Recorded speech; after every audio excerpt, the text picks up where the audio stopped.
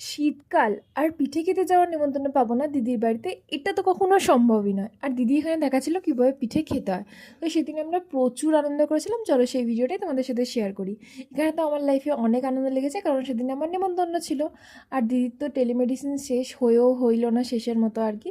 তো যাই হোক, সেই সব কিছু শেষ করে সেন্টার বন্ধ করে আমরা দুজনে মিলে নাচতে নাচতে বেরিয়ে গেছিলাম দিদির বাড়ি যাবো বলে। তারপর এখানে গেছিলাম টুকটাক চকোলেট কেনার জন্য। তো সেই সব কিছু কিনে আমরা গুটি গুটি পায়ে গল্প করতে করতে ফাইনালি দিদির বাড়ি পৌঁছে গেছি।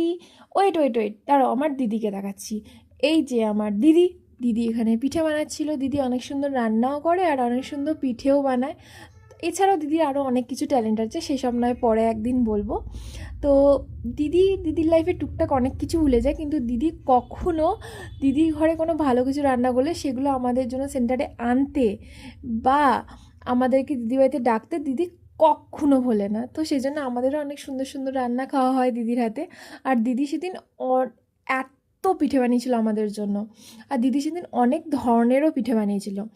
আর এখানে তো আমি দিদিকে ডিস্টার্ব করছিলাম, খেতে দিচ্ছিলাম না আর কি, ভিডিও বানাচ্ছিলাম। তো সেটাই দিদি আর কি অভিযোগ করছিল।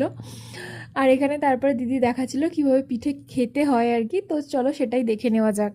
মতো পিঠে খেতে হয়। সরু চাকরিটা ধরেছি, এভাবে ছিঁড়েছি, এভাবে গুড়ে ডুবিয়েছি, ডুবিয়ে ঠিক এরকম করে গালা আরে তারপর বলো কিভাবে হাবাতের মতো দুধ পুলি খেতে হয়।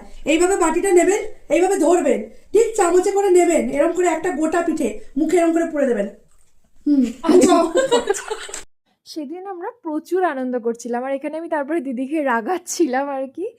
তো যাই হোক, চলো আজকে এই অবধি, বাই।